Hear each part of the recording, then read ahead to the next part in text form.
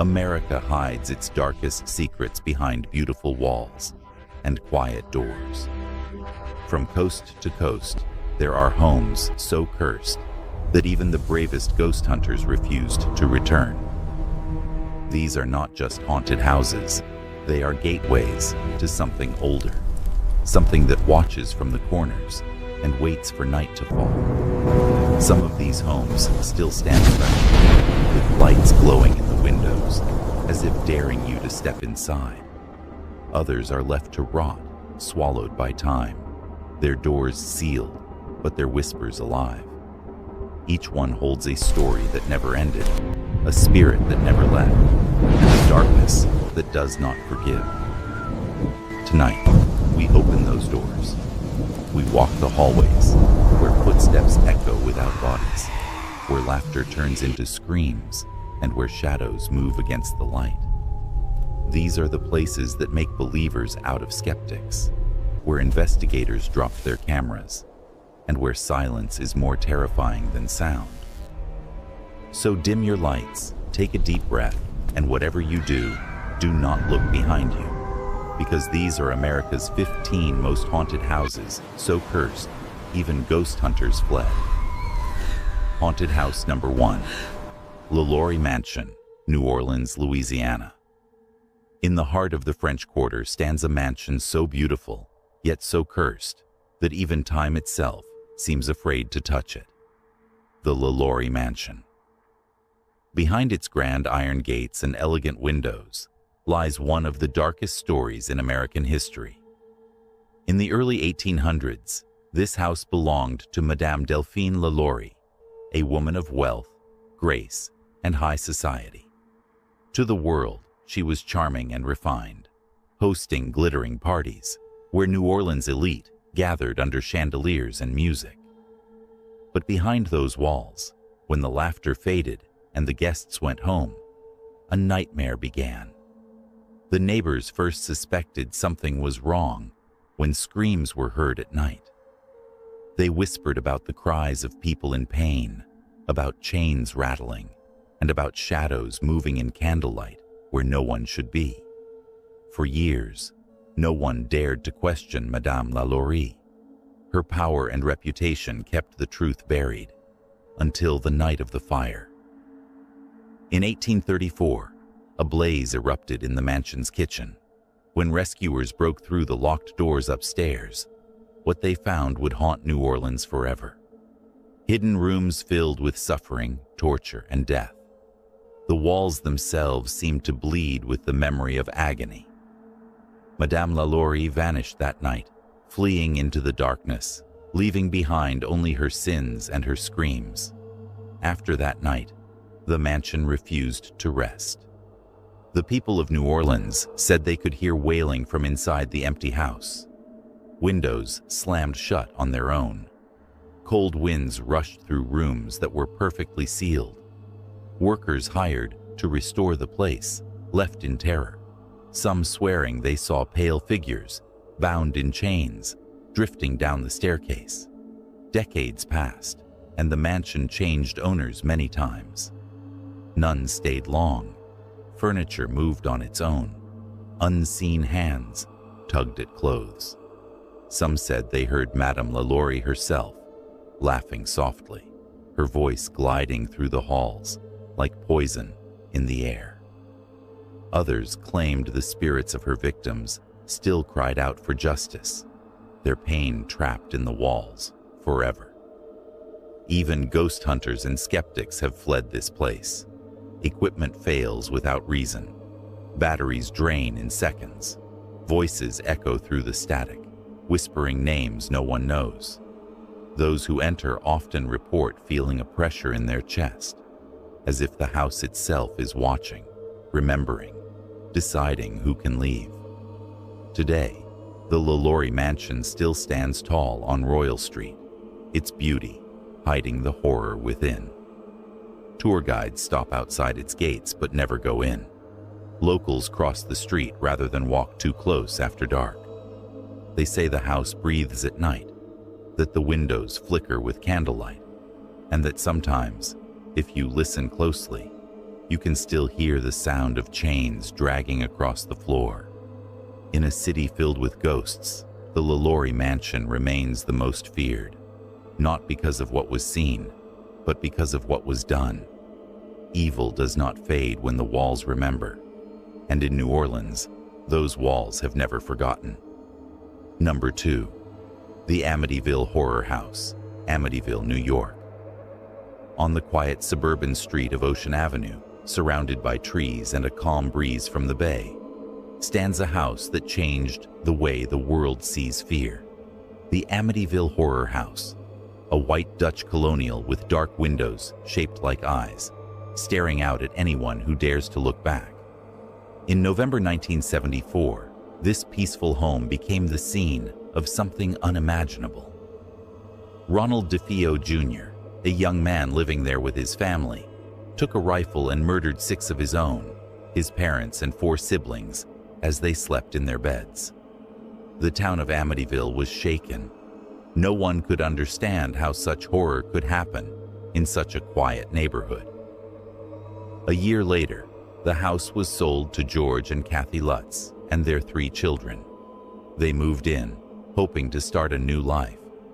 But the peace they dreamed of quickly turned into a waking nightmare. Strange sounds echoed through the halls. Doors slammed by themselves.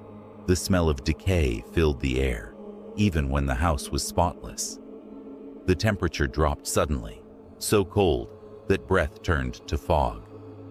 At night, George would wake at the same time, 3:15 a.m., the exact hour the DeFeo murders took place. He would feel drawn to the boathouse, hearing whispers coming from the water. The children began speaking of unseen friends. A black figure appeared in mirrors. Kathy felt invisible hands touch her face, her arms, her hair. The priest who came to bless the house fled after hearing a deep voice growl the words, "Get out." He never returned. After only 28 days, the Lutz family ran from the house, leaving behind all their belongings. They never went back. What happened in those days remains a mystery. Some call it possession, others a haunting, and a few claim it was all a hoax. But every investigator who has stepped through those doors admits that something about the house feels wrong, heavy, dark, alive. Those who pass by late at night say they see the upstairs windows glowing red, even when the house is empty. The air grows thick, and footsteps echo faintly from within. Some say the spirits of the murdered DeFeo family still linger there, repeating their final night over and over. Others believe something darker was awakened, something that found joy in the pain and refuses to leave. Ghost hunters who entered with cameras and recording devices have often left shaken. Batteries drain instantly, equipment malfunctions. One investigator claimed he heard a child whisper his name in his ear, though he stood alone in an empty room. Another said the energy of the house felt like a living thing, watching, waiting, testing who was brave enough to stay. The Amityville Horror House has become a legend, but its story is more than a tale. It is a reminder that some places carry memories too heavy to fade. The walls may look calm, the grass may grow green, but the darkness beneath still breathes.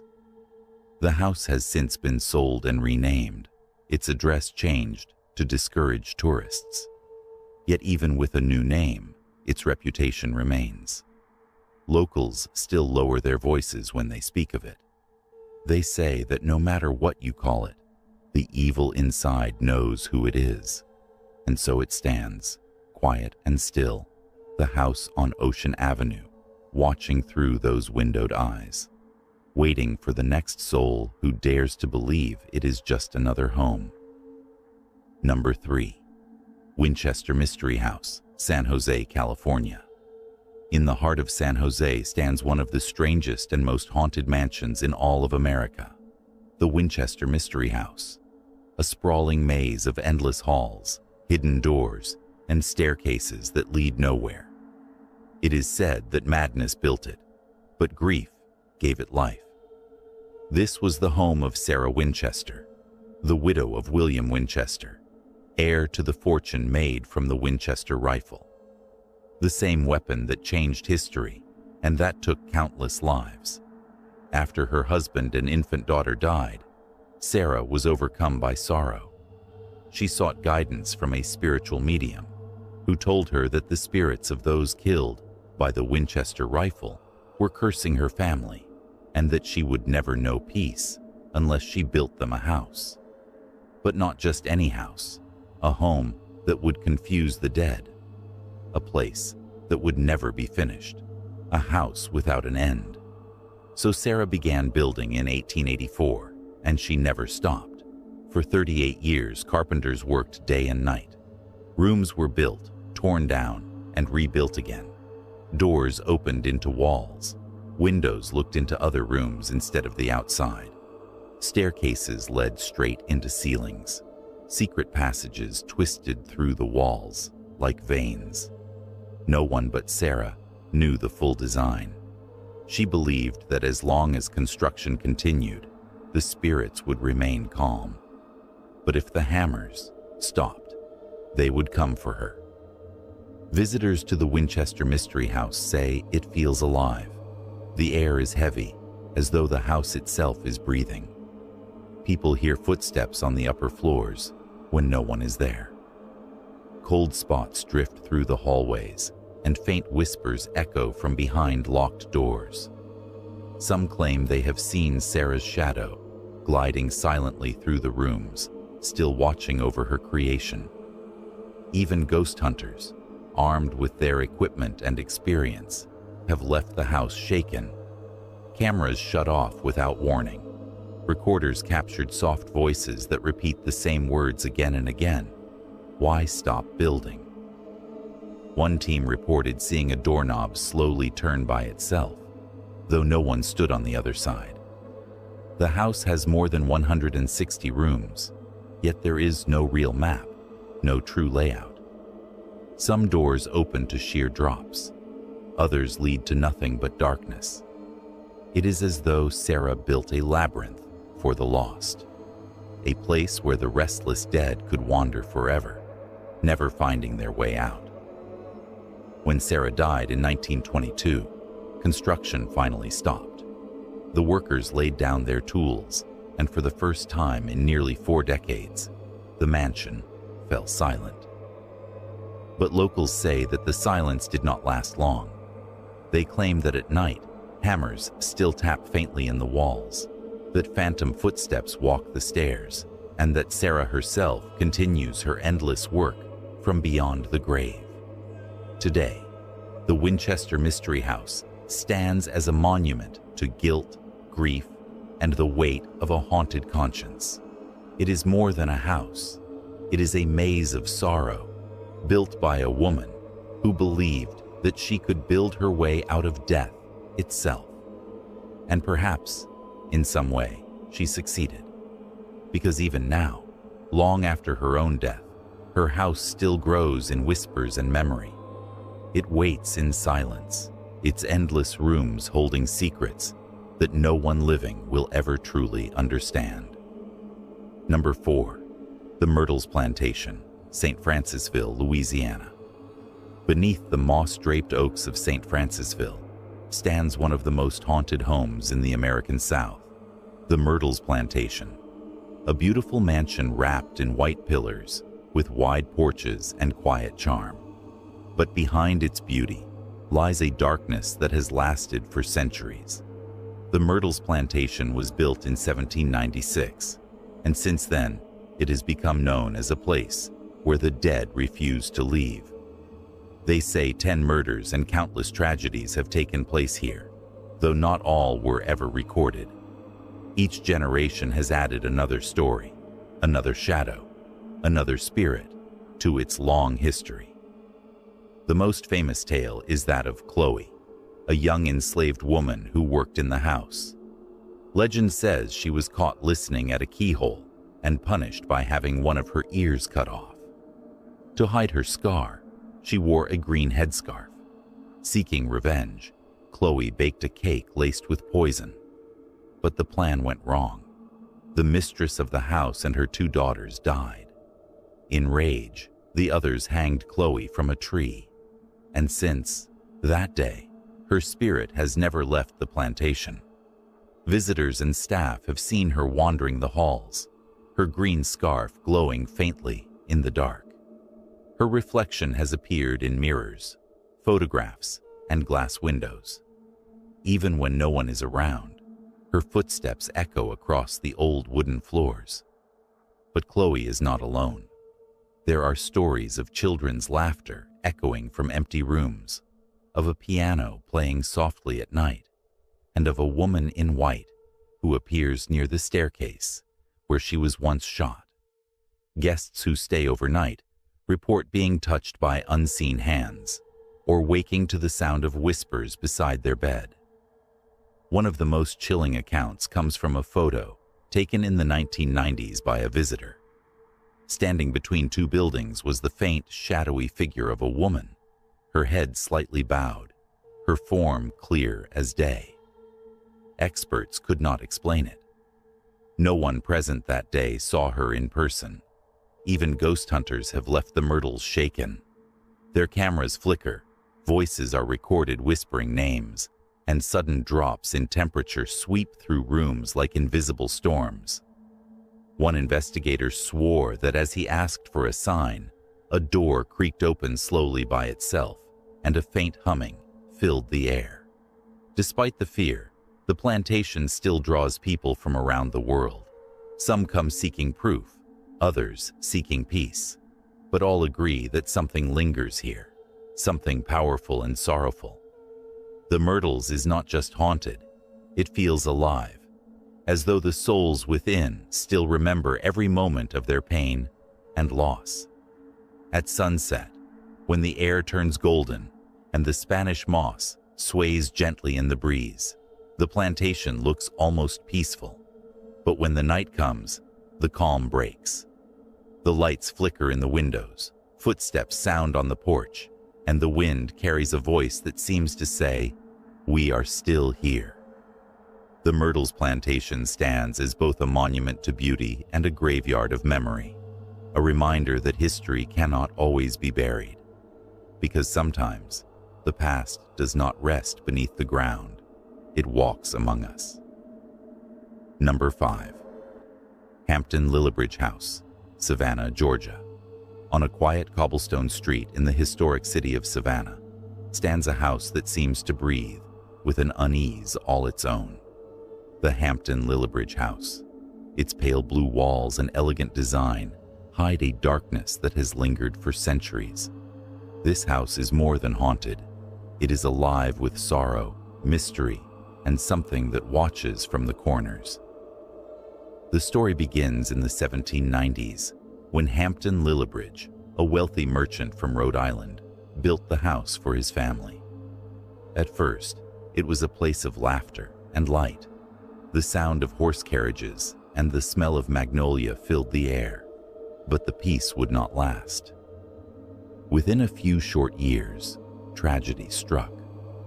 Hampton Lillibridge died unexpectedly, and the home he built became a vessel of grief.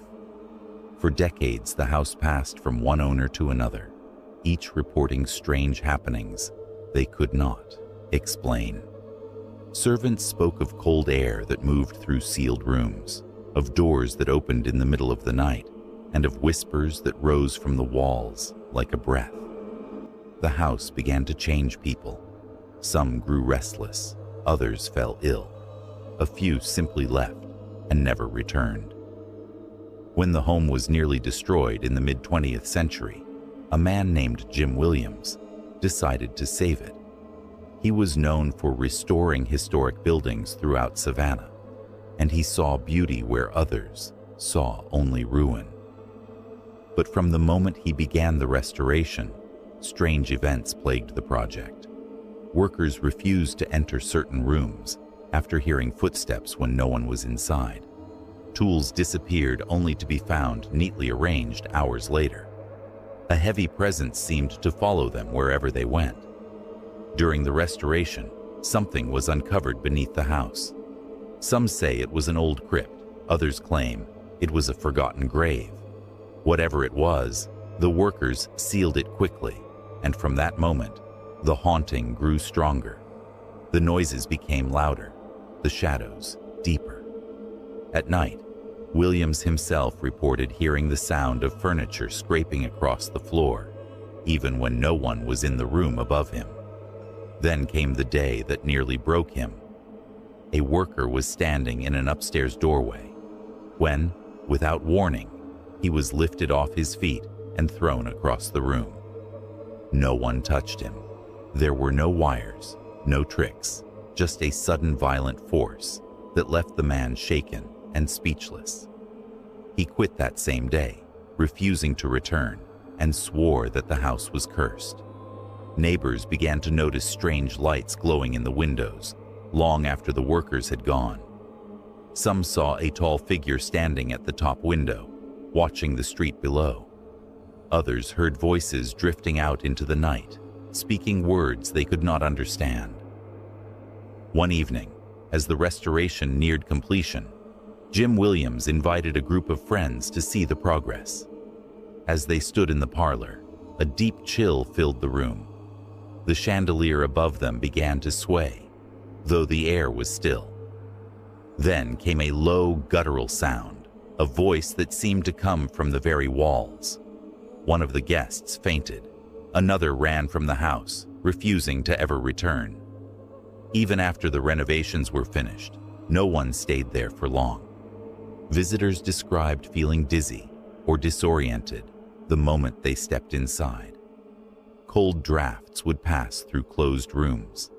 Candles would extinguish themselves, and mirrors would fog as if someone had breathed across them. Some guests even claimed to see a man in old-fashioned clothing standing by the fireplace, his face expressionless, his eyes fixed on them. The paranormal activity grew so intense that an exorcism was eventually performed. A priest entered the house to bless it and drive out whatever lingered within. For a short time, the energy seemed calmer, but the peace did not last. Within days, the noises returned, louder than before. To this day, people who pass the Hampton Lillibridge house at night claim they hear footsteps pacing across the upper floor. They see curtains move when there is no wind, and some swear they can hear the faint sound of a man sighing, as if weary of being trapped in a place he cannot leave. Tour guides who bring visitors to the site often avoid standing too close to the doorway. Cameras malfunction. Recorders pick up voices saying, "Leave us be." It is said that the house is built on land, marked by death, long before the first brick was laid. Some believe that the spirits of those buried beneath still linger, angry that their rest was disturbed. Others say that the soul of Hampton Lillibridge himself never left, unable to part with the home that once symbolized his greatest dream. Savannah is a city known for its ghosts, but even here, the Hampton Lillibridge house stands apart. Paranormal investigators have called it one of the most active locations in the country. Many refuse to enter it again after feeling something cold brush past them, something that seems aware, intelligent, and waiting. As night falls over the cobblestone streets and the lamps flicker to life, the house seems to glow faintly from within. The walls hum with energy, the air thickens, and those who listen closely swear they can hear a voice whisper from the shadows, "Do not wake us." The Hampton Lillibridge house remains a mystery that even time cannot solve. A place where beauty and terror coexist, where the living walk beside the dead, and where history never truly fades away. If you ever find yourself in Savannah and pass this house, do not linger. Because once you stop and look too long, the house might notice you, and if it does, you may never feel alone again. Number 6. Sally House, Atchison, Kansas. In the quiet town of Atchison, Kansas, there stands a small white two-story home on North 2nd Street. From the outside, it looks peaceful, almost ordinary. But those who know its story understand that the walls of the Sally house hold something far darker than time or memory. It is a place where innocence turned into agony and where the past refuses to rest. The legend begins in the early 1900s. A young girl named Sally, no older than 6, was brought to the home of a local physician who lived and practiced there. She was sick, clutching her stomach and crying out in pain. The doctor, believing she had appendicitis, decided that immediate surgery was needed. There was no hospital nearby, no time to spare. He prepared the kitchen table for the operation. But before the anesthesia could take full effect, Sally woke up. She saw the scalpel in the doctor's hand, felt the first incision, and screamed in terror and agony. Her heart stopped moments later. The doctor tried to revive her, but it was too late. The child died in that very room. Since that day, people have said Sally never left. The house became known for strange noises, flickering lights, and the unmistakable feeling that someone unseen was always watching.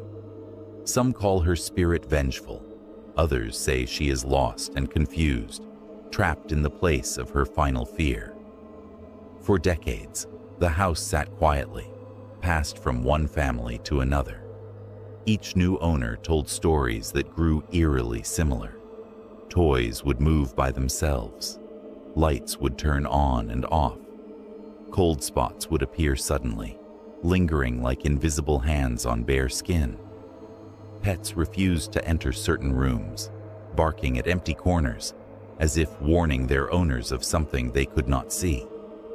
But it wasn't until the early 1990s that the true horror of the Sally house became known. A young couple, Tony and Deborah Pickman, moved in with dreams of raising a family. At first, they felt comfortable. It was an old home with character, and though it creaked and moaned at night, they thought little of it.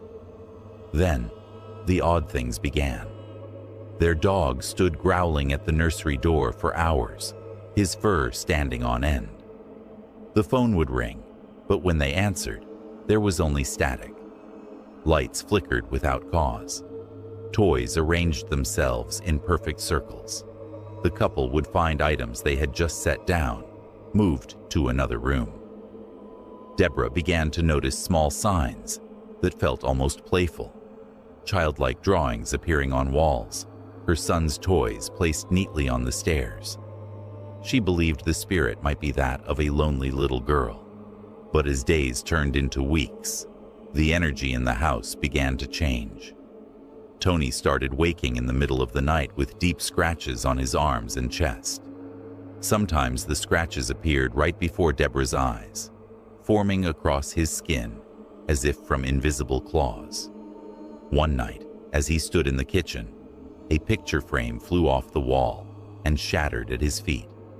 The air grew colder, the lights dimmed, and then came the voice, a soft whisper calling his name from the darkness.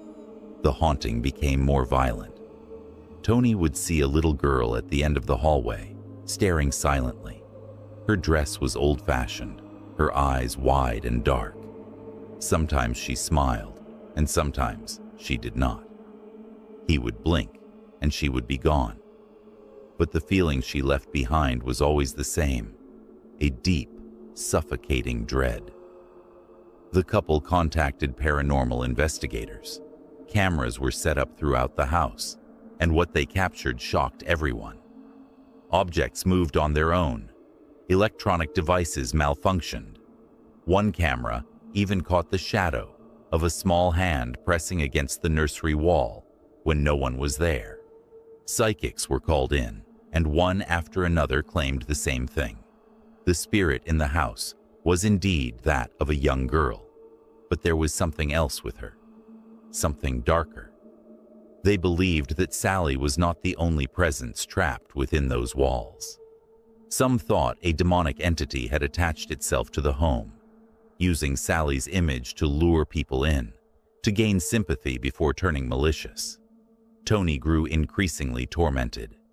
He saw figures in mirrors, felt hands grab him in the dark, and woke to find scratches on his back, shaped like long fingers. Deborah, desperate to protect her family, finally convinced him to leave. They moved out, but even after leaving, they claimed the entity followed them for a time. Only after a priest blessed their new home did the activity cease. Since then, the Sally House has become one of the most investigated haunted homes in America. Paranormal teams from across the world have spent nights there, and almost all report the same things. Cold spots that appear suddenly, batteries draining instantly, voices caught on recorders saying things like, "Help me," or "Stay away." Some have reported being touched, pushed, or scratched. Others have seen the shadow of a small girl standing in the doorway of the nursery. Visitors often bring gifts for Sally, dolls, candy, toys, hoping to calm her spirit. Some believe she is simply seeking comfort, still reliving the pain of her final moments. Others warn that these offerings only feed the darkness that dwells there. Many who enter describe a strange emotional shift.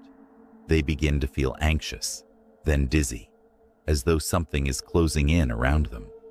Some leave crying without understanding why. One investigator described feeling a hand tug on his shirt, followed by a sharp whisper in his ear that said, "Don't hurt me again."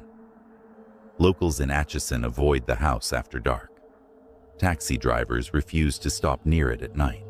Even seasoned ghost hunters have fled the property after being overwhelmed by unseen forces. Some have described feeling as though something was trying to crawl into their chest, pressing on their heart until they could barely breathe. And yet, despite the fear, the house remains open to those brave enough to enter. It stands as a reminder that some tragedies never fade, that the echoes of suffering can cling to a place for generations. Today, the Sally House still looks ordinary from the outside. White siding, small front porch, a quiet little yard. But those who know its story understand that what waits inside is far from ordinary. It is a place frozen in time, where a child's final scream still hangs in the air, and where every creak of the floorboard might be a whisper from the past. They say Sally sometimes appears in photographs, her face peeking from behind a doorway, her eyes wide with the same fear she felt on the day she died. Some claim to hear the faint sound of a girl crying late at night, and if you listen closely, you might also hear the scrape of metal on wood, the echo of the doctor's scalpel. The Sally House does not just haunt those who enter it. It follows them long after they leave. It stays in their dreams, in their memories, in their bones. Because once you step inside and feel her presence, you carry a part of her story with you. And some stories are never meant to be forgotten. Number 7. House of Death, 14 West 10th Street, New York City. In the calm beauty of Greenwich Village, New York City, where brownstone houses line the street in perfect rows and the air feels almost